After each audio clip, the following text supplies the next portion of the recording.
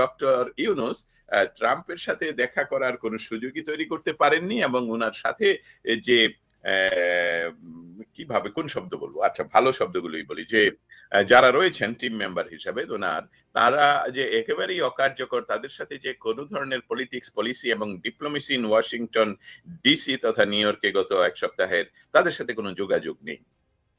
অতএব এটা কূটনৈতিক মারাত্মক একটা ফেইলিওর। এবং একটি ছবি তারা প্রকাশ করেছে, যে সম্মিলিত একটা ছবি ডক্টর ইউনূস, তার মেয়ে এবং আমেরিকার প্রথম দম্পতির, সেটা নিয়ে এখনো ধোঁয়াশা কুয়াশা না, এটা নিয়ে বিশ্লেষণ চলছে যে এটা এআই দিয়ে তৈরি কিনা। এটার একটা প্রথম কারণ বলে রাখি, খুব সাধারণ পুরাতন কারণ, যে পৃথিবীর যে কোনো জায়গায় আপনি যদি কোনো রিপোর্ট পেশ করেন, কোনো পুলিশ স্টেশন অথবা সামহার বা এনি জায়গায়, সেটা যদি ঘটনা ঘটার 3-4-5 দিন পরে করেন, তাহলে প্রথমেই আপনার দিকেই সন্দেহের তীর আসবে যে আপনি 4 দিন কোথায় ছিলেন, আপনি কেন এই বিষয়টা করেননি। অতএব তারা ছবি তোলার ডেট এবং ছবি প্রকাশের ডেট, সেটা নিয়ে তারা যে করেছেন, তাতে এআই দিয়ে হাজার হাজার ছবি এখন, এমনকি আমি আমার খুব কাছের মানুষদেরকেও দেখেছি যে একই ছবিতে তাদের ছবি দিয়ে প্রকাশ করেছে। সো এটাও একটা ফেলোর। কূটনৈতিক কোন সংলাপে উনি অংশগ্রহণ করতে পারেননি, কোন ধরনের কূটনৈতিক সংলাপ কারোর সাথে, কোন দেশের সাথে, ইউরোপিয়ান ইউনিয়ন বলেন, জাতিসংঘের কোন প্রভাবশালী রাষ্ট্রের সাথে আপনি কূটনৈতিক কোন ধরনের সংলাপ উনি দেখেননি। উনি এখানে এসেও আরেকটা কাজ করেছেন, সেটা হলো প্রতিহিংসার প্রকাশ ঘটিয়েছেন। উনি প্রতিহিংসার প্রকাশ ঘটিয়েছেন এখানে বসেও। উনি এখানকার শুধু, তার মানে এটা এটা এইভাবেই আমার তুলে ধরা উচিত আসলে। সবাই যারা শুনছেন, আপনারা প্লিজ দয়া করে এই বিষয়টা নিয়ে আরো আলাপ করবেন। বাংলাদেশের প্রতিটি সরকারি প্রতি বছরই এখানে একটা পিকনিক করতে আসে এই জাতিসংঘে। ডোনাল্ড ট্রাম্প, আমেরিকার সবচেয়ে পপুলার প্রেসিডেন্ট, উনি নিজেই বলেছেন যে এটার কোনো প্রয়োজন নেই, আসলেই এটার কোনো প্রয়োজন নেই। এখানে সরকার জনগণের টাকায় একটা পিকনিক হয়, কিন্তু বাংলাদেশের কোন সরকার, কোন বাড়ি এখানে বাংলাদেশের জনগণের ট্যাক্সের টাকা $100 থেকে $150 বা $200 খরচ করে তার সাথে দেখা করার জন্য, তথাকথিত সম্বর্ধনার জন্য সরকারের পয়সা খরচ করে খাবার টেবিল সাজিয়ে খাবার দিয়ে এটা করা হয়নি। ডক্টর ইউনূস এটা এবার করেছেন, এবং সেটা সে সরকার তাদেরকে ডিনার পার্টির কথা বলে নিয়ে গিয়ে সেটা নাম দিয়েছে গণ সম্বর্ধনা। অবশ্যই এটা কোনো সম্বর্ধনা নয়, এবং সেখানে যাদেরকে ইনভাইট করা হয়েছে সেটা এই প্রবাসী বাংলাদেশি আমেরিকানদের মধ্যে যারা বাংলাদেশকে এখানে প্রতিনিধিত্ব করে, তাদের মধ্যে একজনকেও আপনি দেখবেন না। সেই ছবিও তারা যারা প্রকাশ করেছে, সেখানে কাউকে দেখবেন না যে প্রণিধানযোগ্য কোনো বেশি ব্যক্তি বা গোষ্ঠী। অতএব সেখানেও দেয় উনি প্রতিহিংসা আর বহিঃপ্রকাশ ঘটিয়েছেন। আপাতত আমি শেষ করব আপনি যেটা দিয়ে শুরু করেছিলেন, দেশে ফিরে যাওয়ার সময়। হ্যাঁ, ডক্টর ইউনূস, আপনি সরকারের টাকা খরচ করে আর জনগণের টাকা খরচ করে এসেছেন এখানে। যে আপনি যেহেতু দাবি করেন যে অনেকেই আপনাকে 5 বছর থাকতে বলে, 10 বছর, এমনকি 50 বছর, আপনি নিজে প্রকাশ করেছেন যে আপনি কোন ধরনের গণতন্ত্রে বিশ্বাসী নয়। আপনি পিছনের দরজা দিয়ে ক্ষমতা দখল করাতে বিশ্বাসী, এবং তারপর অনির্বাচিত ভাবে উনি আজীবন ক্ষমতায় থাকার জন্য উনি সমস্ত চেষ্টা করে যাচ্ছেন। অতএব আপনি যেভাবে বলছিলেন যে আমরা কেউ জানি না, আমি নিউ ইয়র্ক সিটিতে বসেও জানি না ফ্লাইট নাম্বার কত, কয়টায় উনি এয়ারপোর্টে যাবেন, কোন ফ্লাইটে কোথায় গমন করবেন। আমরা জানি উনি এসেছিলেন আরব এমিরেটসে এসেছিলেন, এখন যাবেন কিভাবে সেটা সত্যি এখনো পর্যন্ত গোপন। ধন্যবাদ। Thank you. ছবির ব্যাপারটা যেহেতু আপনি তুললেন, আমি একটু খোঁজ নিয়েছিলাম ওয়াশিংটনে। ছবিটা হলো যে ওই ট্রাম্প এবং মেলানিয়া আগে পোজ দিয়ে ছবিটা তুলে রেখেছিল, পরে ওই ফটো কর্নারে সবাই যার যার মতো ছবি তুলেছে।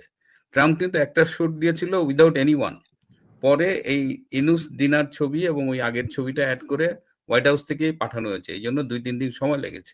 কিন্তু যেভাবে এটাকে বাংলাদেশে মিডিয়ায় প্রেজেন্ট করা হয়েছে, বাংলাদেশের মিডিয়া আমার কাছে মনে হচ্ছে যে আরেকটু দায়িত্বশীলতার পরিচয় দিতে পারতো, কারণ মিডিয়া বলছে যে, মানে মিডিয়ার ভাষ্য অনুযায়ী যে একসাথে ছবিটা তুলেছে এবং they were instructed to say so.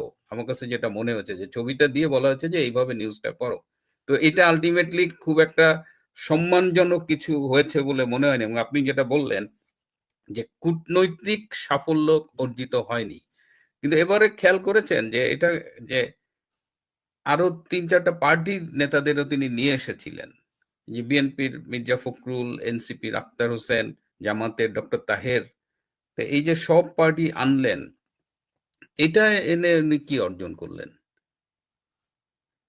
আম, এই প্রশ্নটার উত্তর আমরা উত্তর পাবার জন্য, বা এই প্রশ্নটার উত্তর এখন একদম ভেসে উঠেছে অনেক আগেই। তারপরেও আমি আবার নতুন করে তুলে ধরি আমাদের শ্রোতা মণ্ডলীদের জন্য। ডক্টর ইউনূস এর অবস্থানটা আমরা জানি। উনি নিজেই বলেন ওনাকে নিয়োগ দিয়েছেন হলো বাংলাদেশের কতিপয় কতিপয় ছাত্র নামধারী গুন্ডারা। একদম আমি শব্দটি ব্যবহার করলাম। এবং ঠিকাদার হিসাবে কাজ করেছে হলো বাংলাদেশ সেনাবাহিনী। এই দুইয়ের সম্মিলনে ডক্টর ইউনূস তার ক্ষমতায় বসে উনি নিজের সমস্ত কাজগুলো করছেন, ব্যবসা প্রতিষ্ঠান করছেন, এই করছেন। দেশের জন্য গত এই 14 মাসে কি হয়েছে আমরা সকলেই জানি। সেখানে দিল্লি থেকে আরম্ভ করে জাপান পর্যন্ত ডক্টর ইউনূসের সাথে সম্পৃক্ত যে কোনো ব্যক্তি যে কোনো জায়গায় উপস্থিত হয়েছেন। জেনেভাতে আসিফ নজরুল, যিনি মোহাম্মদ নজরুল নাম ওনার, তাকে সহ এই যে প্রচন্ড ক্ষোভ জনমানুষের একটি সাজানো গোছানো, এই যে সুন্দর করে বললেন একজন, দেশে ধ্বংস করে রপ্তানি করে ইন্ডিয়া, ওকে, সেই সেই সাজানো গোছানো একটি দেশকে উনি যেভাবে দখল করে নিজের সম্পত্তি হিসেবে ব্যবহার করছেন, অতএব সাধারণ মানুষের দলমত নির্বিশেষে যারা আওয়ামী লীগেরও সাপোর্টার নয়, তাদের ক্ষোভের সম্মুখে, তাদের প্রতিবাদের সম্মুখীন হচ্ছেন ইউনূসের সকল মেম্বারগুলো, তার এই ডাকাত দলের বলবো। অতএব ডক্টর ইউনূস যখন এবার জাতিসংঘে আসার পরিকল্পনার আগে তার ধারণা হয়েছে, এবং সেটা সত্য, যে উনি যদি একা আসেন তাকে তো গণসম্বর্ধনা মানে কেউ তো তার জন্য এয়ারপোর্টে আসবে না, বিদায় জানাতেও আসবে না। তথাপি তার উপদেষ্টারা যদি কোথাও বের হয় সেখানে গণরোষের সৃষ্টি হবে, এবং তাই কিন্তু ঘটেছে।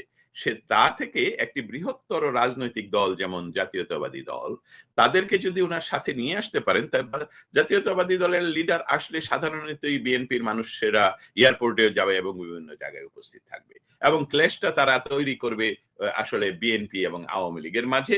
মাঝে ভুলে যাবে যে ডক্টর ইউনূসের তো কোনো কিছু হয়নি। এই খেলাটা উনি খেলেছেন, এবং সেখানে এই ট্র্যাপে পাও দিয়েছেন আমাদের বিএনপির সিনিয়র লিডার, আপনারা জানেন, মহাসচিব। তাতে করে কি হলো, ডক্টর ইউনূস যে চেষ্টাটা চালিয়েছিলেন তার কিছুটা বহিঃপ্রকাশ ঘটেছে, বিচ্ছিন্ন ঘটনা ঘটেছে। যেমন ডক্টর এয়ারপোর্টে মির্জা ফখরুলকে আওয়ামী লীগের লিডার একা পেয়েও তাকে অপমান করেননি, কিন্তু জাতিসংঘের সামনে ভার্জিনিয়া আওয়ামী লীগের সভাপতি জিয়াই রাসেল বাঙালি দেখে সেই জায়গায় ঢুকে পড়ার পর, যেটা ভুল জায়গা, এটা বিএনপির অবস্থান ছিল, সেখানে তাকে আহত করা হয়, তাকে প্রচন্ড আক্রমণ করা হয়, ফিজিক্যাল টর্চার করা হয়, এবং সেসবগুলো ভিডিওতে দেখা যায়। এবং সরকার সেটাকে প্রকাশ করে, বিএনপির চেয়ে সরকার সেটাকে প্রকাশ করে যে বিএনপি প্রচন্ড মার দিয়েছে আওয়ামী লীগকে। এইটা ছিল তাদের ডক্টর ইউনূসের শেয়াল বুদ্ধির মৌলিক পরিকল্পনা, এবং সেই পরিকল্পনায় আমি বলবো কিছুটা সাকসেস উনি হয়েছেন। কিন্তু সার্বিকভাবে যেই দলটির প্রচন্ড ক্ষতি হয়েছে, সেই দলটির নাম হলো জাতীয়তাবাদী দল বা বিএনপি। কারণ বিএনপির মহাসচিব ওনাকে প্রেইজ করেছেন যে তার চেহারায় নাকি জিয়াউর রহমানের প্রতিচ্ছবি উনি দেখছেন। আমি খারাপ ভাবে ইঙ্গিত করতে চাইনি, এটা সঠিক নয়, এবং এই সঠিক নয় এই অর্থে উনি সব যা বলবে এটা ওনার ব্যাপার, আমি কে বলার সঠিক নয়। এতে করে ডক্টর ইউনূসের শিয়াল বুদ্ধির কাছে আমাদের মির্জা ফখরুল পরাজিত, এমনকি বিএনপি পরাজিত, এবং আগামী নির্বাচনে এর প্রতিফলন ঘটবে। এটাই ছিল তার মৌলিক লক্ষ্য। আরো কিছুটা শোনা যায়, কিন্তু সেই ধরনের কোনো কূটনৈতিক মিটিং এর কথা, সভার কথা বা পরিকল্পনার কথা আমরা শুনিনি, দেখিনি। এখানে অবস্থান করেছিলাম কিন্তু জানতে পারিনি, দেখা যায়নি, জানি না ইন্টারনালি কিছু ঘটেছে কিনা। সেটা ছিল নাকি ধারণা করা হচ্ছিল যে জাতীয়তাবাদী দল এবং জামায়াতে ইসলামকে নিয়ে ডক্টর ইউনূস ট্রাম্প প্রশাসনের সাথে কোনো একটি মৌলিক চুক্তিতে আসবেন আগামী নির্বাচন এবং নির্বাচনোত্তর সরকার নিয়ে, এবং সেই সকল বিষয়ে আলাপ হয়েছে বলে আমরা সংবাদ পাইনি। ধন্যবাদ।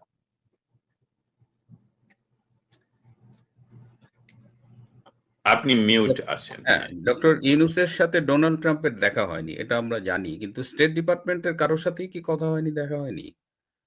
আহ, আমি সেই কথাটাই বলছিলাম যে যখনই স্টেট ডিপার্টমেন্ট, আপনার একটা বিষয় খুব খুব স্পষ্ট করে জানেন, আমি জানি যে স্টেট ডিপার্টমেন্ট হলো ওপেন বুক। তাদের সাথে তারা একদিন আগে, 24 ঘন্টা আগে বা বহু আগেই নোটিফিকেশন করে অমুক দিন অমুক জায়গায়, এটা পৃথিবীর যে কোনো জায়গায় হতে পারে, তা অমুক দেশের তমুক লিডারের সাথে তাদের মিটিং আছে। আবার বলা হয় এটা অফ দ্য রেকর্ড আর অন দ্য রেকর্ড।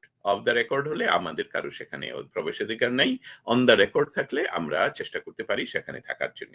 এরকম কোনো নোটিফিকেশন বা এরকম কোনো আপনি প্রেস স্টেট ডিপার্টমেন্ট গভে গিয়েও দেখতে পারেন যে না, গত 7 দিনে এরকম বাংলাদেশের কোনো প্রতিনিধির সাথে কোনোদিনই দেখা, কোনো বিষয় নিয়ে আলাপ হয়েছে সেরকম কোনো সংবাদ তাদের ওয়েবসাইটে নেই, এবং হয়ে থাকলে অবশ্যই স্পেশালি আমি জানতামই, আমার মনে হচ্ছে হয়নি। যদি অন্য মানে কারো কাছে কোনো সংবাদ থাকে সেটা আমরা পরে চেষ্টা করবো জানানো। মানে অফিসিয়ালি হয়নি এই ব্যাপারটা শিওর। অফিসিয়ালি হয়নি এই আচ্ছা, ব্যাপারটা সে।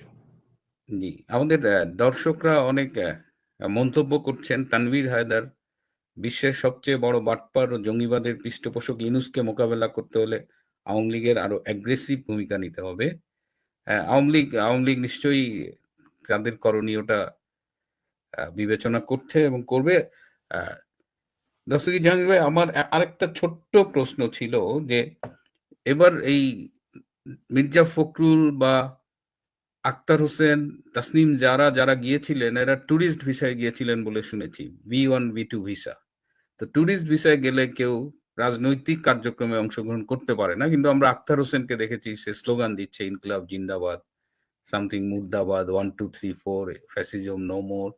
এবং তখন কথা উঠেছিল যেহেতু ট্যুরিস্ট ভিসায় যে কেউ এই রাজনৈতিক কার্যক্রমে অংশগ্রহণ করতে পারে না, তার বিরুদ্ধে আইনি কোনো প্রক্রিয়া শুরু করা যায় কিনা বা মামলা করা যায় কিনা, এরকম কোনো কিছু কি হয়েছে আলটিমেটলি? আপনি জানেন কিছু? অসংখ্য ধন্যবাদ। প্রথম প্রথম আসি V1 V2 ভিসা বা আমেরিকাতে যে কোনো ধরনের রাজনৈতিক কার্যক্রম পরিচালনার বিষয়টুকু, এটাকে প্রথম একটু আলাদা করে আমাদের বুঝতে হবে। প্রথম বিষয়টা হলো আমেরিকাতে অবস্থানরত যে কোনো মানুষ আমেরিকার আইন দ্বারা নিয়ন্ত্রিত। আর আমেরিকার আইনের যে উৎস বা পৃথিবীর সকল দেশের এই আইনের উৎস হলো তাদের সংবিধান। আমেরিকান সংবিধানের প্রথম যে অ্যামেন্ডমেন্ট, সেই অ্যামেন্ডমেন্টে হলো মুক্ত বাক, অর্থাৎ আপনার বাক স্বাধীনতার কথা বলা হয়েছে। এটা কোনো ক্রমেই আমেরিকাতে অবস্থানরত কোনো ব্যক্তিকে আপনি এটার বাইরে রাখতে পারবেন না। এটা সিটিজেন নন সিটিজেনের কথা নয়। আচ্ছা, এটা থেকে যদি কেউ এখন তর্কে আসেন তাহলে তো উনি কোনো আইন ভঙ্গ করেননি, কথাটা সত্য নয়। কথাটা হলো যে আপনি এখানে এসে রাজনৈতিক কার্যক্রম করছেন কিনা। রাজনৈতিক কার্যক্রম বলতে আপনি কোনো মতবাদের পক্ষে মতবাদ তৈরি করছেন কিনা। অতএব সেখানে দেখা যাচ্ছে যে আপনি যদি আমেরিকান রাজনীতির বাইরে পৃথিবীর যে কোনো রাজনীতির কার্যক্রম এখানে করতে চান, তাহলে আপনাকে ফরেন এজেন্ট হিসাবে রেজিস্টার্ড হতে হবে। দ্যাট ইজ দ্য আইন। অতএব আপনি যখন ইনকিলাব জিন্দাবাদ বলে বা অমুক তমুক বলবেন, তাহলে সেটা আপনি একটা রাজনৈতিক কার্যক্রমে ভিসা স্ট্যাটাস উনি ভঙ্গ করেছেন, লঙ্ঘন করেছেন। এখন বিষয়টা হলো যে এই ভিসা স্ট্যাটাস লঙ্ঘনের ক্ষেত্রে কিন্তু কেউ কোনো আইনি পদক্ষেপ আপনার আর আমার নেওয়ার কোনো কারণ নেই। আমাদের আমেরিকান সিটিজেনদের মৌলিক, পৃথিবীর প্রত্যেক দেশের সিটিজেনের মৌলিক যে রয়েছে, যেটাকে বলে ডিউটিস রয়েছে, সেটা হলো যে কোনো, if you see something say something. এইটাকে আশা করি বিষয়টি বুঝতে পেরেছেন। এই নিয়ে আপনার গুরুত্বপূর্ণ মন্তব্যটি অবশ্যই কমেন্ট বক্সে জানিয়ে দিবেন। ধন্যবাদ।